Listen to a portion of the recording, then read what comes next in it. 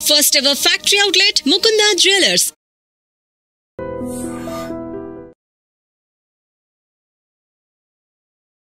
To crime victims.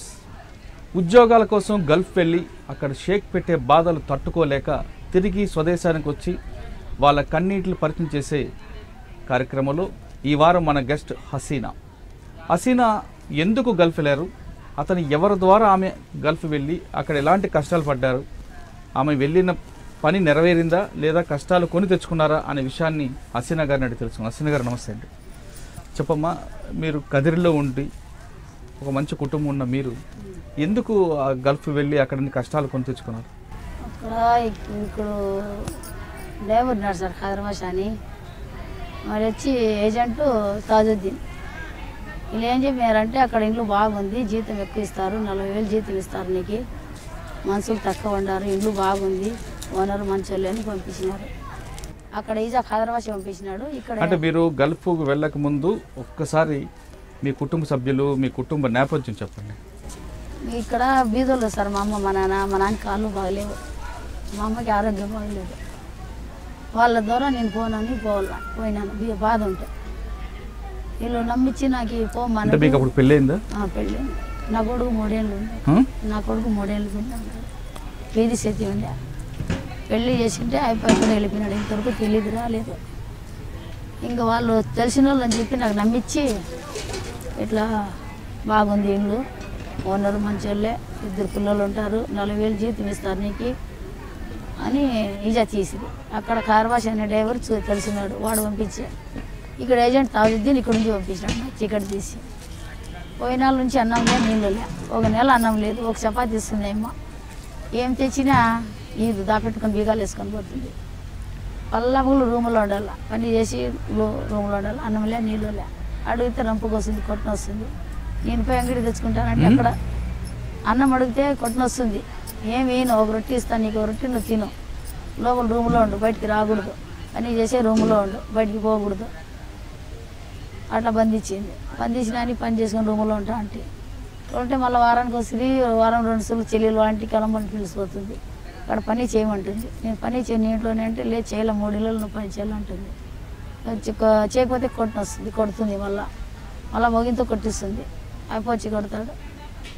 వాళ్ళు torture పెట్టింది, torture పెట్టినాక మళ్ళీ వాళ్ళ అమ్మ ఇంటికి పోతే వారం ఉంటే ఆడ పని చేయాల, వాళ్ళు వాళ్ళ తమ్ముళ్ళు వాళ్ళ అమ్మలు అంతా నాకు కొడతారు ఇంట్లో వేసి రూమ్లో. అట్లా టార్చర్ పెట్టినాక మళ్ళీ వాళ్ళ చెల్లెల దగ్గర పిలుచుకొని వచ్చా, ఆడ వాళ్ళ చెల్లెలు పడతా వాళ్ళంతా మరొప్పుకు వచ్చింది నా మీదకి, పని చేయకుండా ఉంటే చేయలేదని అన్నం వేయలే, అన్నం వేయకుంటే వేరే పని మనుషులు కిటికీల నుంచి ఇట్లా విసిరేస్తారు, నీళ్ళు బాటిల్ చిన్నది అన్నం, అది తిని అట్లే గడిపినాను. గడిపినాక రాంగ ఇంక ఊరు పంపించాలంటే ఊరు పంపించమన్నారు, 2 లక్షలు నువ్వు కట్టు పంపిస్తాం నీకు అంటే పంపించము అని అట్లే బంధించి రూమ్లో. అట్లే 2 నెలలు ఒకసారి పడుతుంది అన్నంలే. మళ్ళా 2 నెలలు అయిపోయినాక 2 లక్షలు కడితే పంపిస్తాంలే అని నీకు పంపించమని వాళ్ళకే 1.5 లక్ష కట్టిన అప్పు చేసి, 1.5 లక్ష కడితే వచ్చేదాన్ని ఇక్కడ అప్పు చేసి, అప్పు చేసి వడ్డీ తెచ్చి ఇలాంటి చచ్చిపోతా చెప్పేస్తా అన్నారు ఆ రోజు. ఇప్పుడు 5 నిమిషాల డబ్బులు నీకు చేరితే మేము పానంతో వదులుతాం నీకు, లేదంటే పానం తీసేస్తామన్నారు. మీకు జీతం ఇవ్వాల్సింది పోయి వాళ్ళ మీద డబ్బులు ఎందుకు అడుగుతున్నారు? జీతం ఇలా సార్, జీతం ఏమన్నారు, మేము జీతము 2 లక్షలు ఖర్చు పెట్టి నీకు తీసుకోండి, ఇక్కడ 2 లక్షలు కడితే ఇంటికి పంపిస్తాము, నీకు జీతంలే ఏమీలే. అచ్చా, మీ 2 లక్షలకి బ్రోకర్ మీకు అమ్మేశాడు? 2 లక్షలకి తీసుకోండి, నీకు తాజుద్దీను ఖైరవాష్ ఇచ్చిండేది నాకు, నేను మేడం చెప్పి ఆయన చెప్పింది, 2 లక్షలు తీసుకొని ఇచ్చినాము, ఆ 2 లక్షలు కడితే ఇక్కడ నీకు పంపిస్తాము, లేదంటే ఇక్కడ చంపిస్తాము నీకన్నాను. ఇంటికి ఫోన్ చేసేసరికి మా అమ్మ వాళ్ళు అప్పు చేసి పంపించింది, రూమ్లో బంధించేసినారు. అలా సరేలేని టికెట్ ఓకే అని చెప్పి మళ్ళీ అన్ని ఒకసారి ఇబ్బందులు పెట్టి తీరా వచ్చేటప్పుడు కానీ నైట్ 2 గంటలప్పుడు గేట్ కాడ మనుషులకి పెట్టి బట్టలు ఇప్పని చెప్పి మధ్యలో బంధించేసి ఎంటికి తీయని అని చెప్పి ఇవన్నీ కట్ చేసుకొని అన్నీ చాలా ఇబ్బందులు పెట్టినారు. ఎందుకు జుట్టుంది కట్ చేశారు ఏమో తెలీదు, కానీ వాళ్ళు పోలీసు లేడీస్ అని చెప్పి పంపినారు, ఆడవాళ్ళకి 3 వచ్చినారు. వాళ్ళు వీళ్ళు ఇంట్లో మనుషులంతా మగవాళ్ళు ఆడవాళ్ళంతా గేట్ కాడ ఇంట్లో ఇంకా ఆడవ మనిషి నైట్ 2 గంటలకి నేను దొంగతనం చేసింది అనమాట.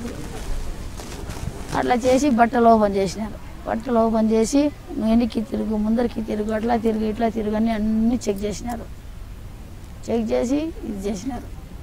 మళ్ళీ ఒళ్ళ మీద బట్టలను తీసుకున్నారు. వాళ్ళే చెప్పులతో సహా నావి, నా బుర్కాతో సహా, బట్టలతో సహా అన్నీ ఏమీ ఇలా నాకు. పాత బురక పక్కన వాళ్ళు ఉంటే వాళ్ళ దగ్గర ఇప్పించుకొని ఇంకా బండ్లు ఎక్కేటప్పుడు ఒళ్ళ మీద ఒకటి నైట్ ఇచ్చేసినారు అంతే. నావన్నీ తీసుకున్నారు. తీసుకుని ఇంకా బురకా కానీ లేదు, ఓపెన్గా ఎట్లా నేను వచ్చేది రోడ్లోకి. ఏడ్సా అంటే బయట ఇట్లా పండుకొని నైట్ ఏరియా వాళ్ళు వచ్చి ఎప్పుడు చెప్పులు బురకా బట్టలన్నీ ఇచ్చి ఏడ్సొద్దమ్మా బాధపడ్డదు మేము ఇస్తాంలేని ఇచ్చి మళ్ళీ టికెట్ 2 గంటలకు తెచ్చిచ్చి అటు చేసినారు. అటు చేసి బయట పంపించింది. బయట పంపించినాక ఈ డ్రైవర్ వచ్చా పిలుచుకున్నాడు. అంటే కాళ్ళు చేతులు పట్టుకున్నాడు. ఆమెకు చంపేసి మా వాళ్ళు మాకు చంపేస్తారు అక్కడ పోతే అమ్మకి మీరు వదిలేయండి అంటే మేము విడిచిపెట్టాము, నువ్వు ఎవరు చెప్పేదానికి, నువ్వే అమ్మకి ఎత్తుకొని వ్యభిచారం చేపిస్తాడు బయట అని ఇట్లా తగలగట్టి వాళ్ళకి మరి అన్నీ ఇది చేసుకుంటాము. ఇది చేసుకుని మళ్ళీ చాలా ఇబ్బంది పెట్టి వచ్చేటప్పుడు అన్నంలే నీళ్ళలే ఏరేమో ఇస్తా అంటే ఆమె మీదకి గొడవ చేసి నీ పంపి ఊరికి మేము చంపేస్తాం నీకు అని చెప్పి మళ్ళీ చాలా ఏదో ఏరే విధంగా టార్చర్ పెట్టి అంతా నాకు. అంటే మీరు వంట చేయడానికి వెళ్ళారు అక్కడికి. వంట చేయడానికి గల్ఫ్లో ఎవరింటికి వెళ్ళినా ఆ చుట్టుపక్కల వాళ్ళందరూ తీసుకొచ్చి వాళ్ళ పరిచయం చేయడం, వాళ్ళ పట్ల శారీరకంగా సెక్స్గా వాడుతారనేది ఒక వార్త ఉంది. అది నిజమేనంటారా? అది నిజమే అంటే సార్ మనం పోతే మనకి చేస్తారు, వాళ్ళ ఇంట్లో చేస్తారు. మనం భద్రంగా ఉండాలా, రూమ్లోంచి బయటకు పోకూడదు. రూమ్లోంచి బయటకు ఎట్లా చేసే వాళ్ళు చేసేది నిజమే. అట్లని 2 చంపేసినాడు పక్కనే. నేనే రియాజ్లో సౌదీలో 2 చంపేసినారు ఫిలిపీన్స్కి. అట్లే వాళ్ళే ఇంటి మనుషులే, వాళ్ళే రేపు చేస్తారు, వాళ్ళే పానాలు తీసేస్తారు. అనవసరంగా పట్టుకుంటారు రూముల్లో ఉన్నా కానీ మా మీదే శిక్ష వేస్తారు. నాకు కానీ అట్లా వేసినారు. మా పిల్లోడు వచ్చి వాకిలు కొట్టినాడు. కొట్టింటే నేను తీయలేదని కొట్టి వాళ్ళ అమ్మ నాయన పిల్లోడు వేసి పెట్టినారు నా మీద. పోయి పోలీస్ స్టేషన్లో పోయి వాళ్ళకి పోలీసులు పిలిపిరి. పోలీసులు పిలితే ఏమా ఎందుకు నువ్వు గొడవ చేసినావు అంటే నేను అడిగేది. నేనేంటే నేనేం గొడవలు చేయలేదు సార్, నేను నా పని నేను చేసుకున్నా. అదో మధ్యాహ్నం పోయి రూమ్లో ఉండా ఆ పిల్లోడు వచ్చి రోజు తలుపుతారు. నేను తీయలేదని కొట్టినాడు. కొట్టిండే నేను నంపుకేసుకున్నా కొట్టినాను. వాళ్ళ అమ్మ వాళ్ళ ఆయన ఇసుకాన ఎత్తుకొచ్చి ఆఫీస్లో వదులుతామని పోలీస్ స్టేషన్లో కేసు పెట్టినా పిలుచుకొచ్చి. పిల్లోడు ఎందుకు తలుపు కొట్టాడు? తప్పుగా ఇది చేయాలని సార్, రూమ్లో వచ్చి ఇది చేయాలని. మళ్ళీ వాళ్ళు అట్లా చేసి మా మీద వేసేస్తారు. అమ్మ అట్లా చేసింది మాకని వాళ్ళదే జరుగుతుంది, అక్కడ మంది జరగదు.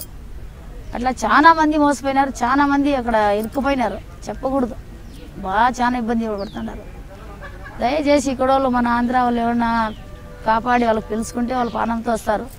3/4 భాగం చనిపోతుంటే 1/4 భాగం ఇక్కడ రాలేక అక్కడ ఇరుక్కుపోయినాడు సార్ చాలా మంది మొగోళ్ళు ఆడాలంతా. కానీ అక్కడ తండ్రి కొడుకు కలిపి సెక్స్ చేస్తుంటారట, నిజం? అందరూ అదే చేస్తారు సార్, చేస్తారు. అదేమో వాస్తవమే. అక్కడ జరిగేది అన్నీ అవి. ఇప్పుడు పోతే ఇళ్ళల్లో పని కానీ పోయేది, కొడుకు పక్క తండ్రి పక్క అన్నీ చేస్తారు. మళ్ళీ చేసి మా మీదకి వేసేస్తారు. కాల్చిన మాకే పానం తీసేస్తారు, ఉరిగానే వేసేస్తారు. కాల్చిన చేతులు కళ్ళు తీసేస్తారు.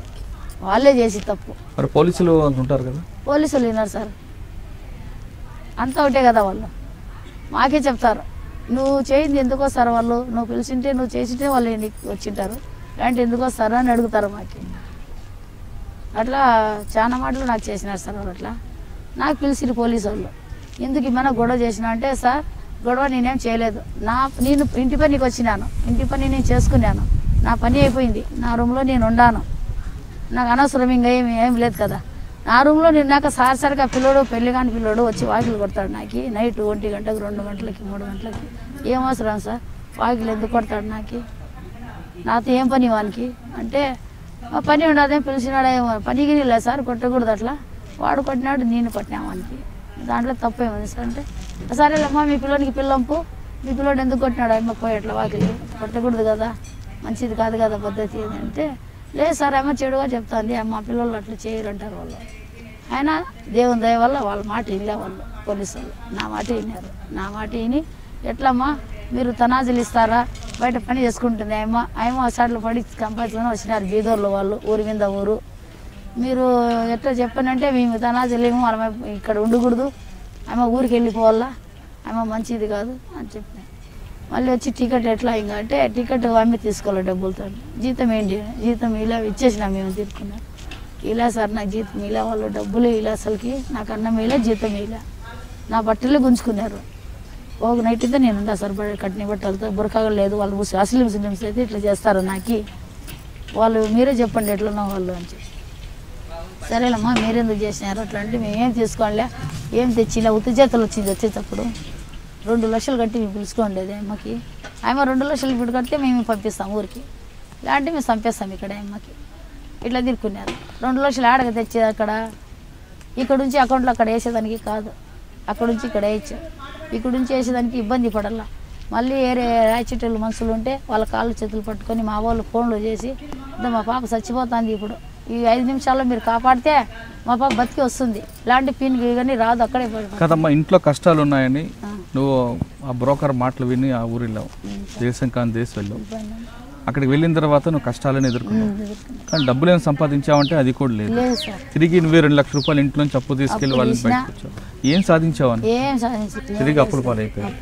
మరి ఏ విధంగా మీరు అక్కడి నుంచి ఇక్కడికి వచ్చారు? 2 లక్షలు కట్టినాక వాళ్ళు టికెట్ తీసి ఇచ్చినారు. టికెట్ తీసుకొచ్చి మళ్ళీ ఎయిర్పోర్ట్కి వదిలినారు సార్. నాకు టికెట్ తీసి వచ్చినాక కానీ 2 గంటలకి ప్లేన్ టికెట్ నైట్ రావాలా. అయినా కానీ ఆ టైంలో కానీ మగవాళ్ళకి అందరికి పిల్లంపి ఇంట్లో వేసుకొని టార్చర్ పెట్టినారు. ఆడవాళ్ళంతా నిలబడి మగవాళ్ళకి పిలుచుకొని వచ్చి మా తమ్ముళ్ళు వస్తారు నీ దగ్గరికి అట్లా అట్లా అని చెప్పినారు. మళ్ళీ డ్రైవర్కి ఏమన్నా చెప్తే డ్రైవర్ ఏమంటాడంటే నువ్వు బాగుండావు, నువ్వు నా మాట వింటే నీ పని నేను చేసిస్తావు, లేదంటే చేయను అట్లా అని టార్చర్ పెట్టినారు సార్. టార్చర్ పెట్టింటే మళ్ళీ అప్పులు చేసి డబ్బులు పంపించింటే నేను తిరిగి వాపస్ వచ్చినాక నేనేం చెప్తాను అంటే గొడవలు చాలా మందికి తెలియ చెప్పినాను. అక్కడ పోయే బదులు ఇక్కడ రోడ్లలో అడగ తిన్నా మనశ్శాంతి ఉంటుంది. లేదంటారా బెంగళూరులో పోతే 5-6 ఇంట్లో పని చేస్తే ఆ డబ్బులు ఇక్కడ దొరుకుతాయి, ఇక్కడ మీరు చేసుకోండి, అక్కడ మాత్రం పోద్దండి దేవుని దయ వల్ల. అక్కడ పోయే బదులు ఇక్కడ చచ్చిపోయేది మేలు అన్న. మీరు 15 రోజులు అన్నము నీకడికి ఉంటుంది, ఇట్లా గింజ పుల్లలు అన్నము ఫ్రిడ్జ్లో పెట్టిస్తారు. 15 రోజులు కూర ఇస్తారు. నీళ్ళు ఎక్కువ రేట్ అంటారు, కూరగాయలు రేట్ ఎక్కువ అంటారు. దానికి నీళ్ళు కానీ తాగేదానికి ఆ సముద్రం నీళ్ళు తాగాల, కుళాయిలు వచ్చేటి అట్లా చేసినారు సార్. ఇప్పుడు అక్కడ నుంచి వచ్చినా అప్పులు పాలైపోయినా, అప్పుల్లో ఇది అయిపోయినా, కునిష్ట అయిపోయినా మనిషి. ఇప్పుడు వచ్చే పని చేస్తే అంత బాగుండదు.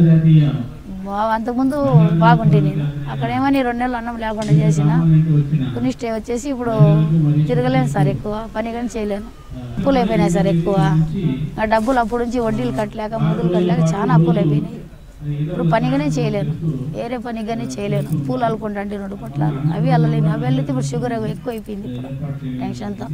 ఆఖరిగా చెప్పమ్మా, ఇక్కడున్న మహిళలు కానీ యువతలు కానీ గల్ఫ్ దేశాలకు వెళ్తే ఎలాంటి కష్టాలు పడతారు? వాళ్ళు వెళ్ళాలంటారు? వెళ్ళకూడదు సార్, దేవుని దయ వల్ల ఇక్కడ అడగ తిన్నా పర్వాలేదు. రోడ్లో ఇక్కడ ఏమన్నా పని చేసుకునే చింత లేదు. బెంగళూరుకి వేరే దేశం, ఇక్కడ మన ఏరియాలో చేసుకుంటే పర్వాలేదు.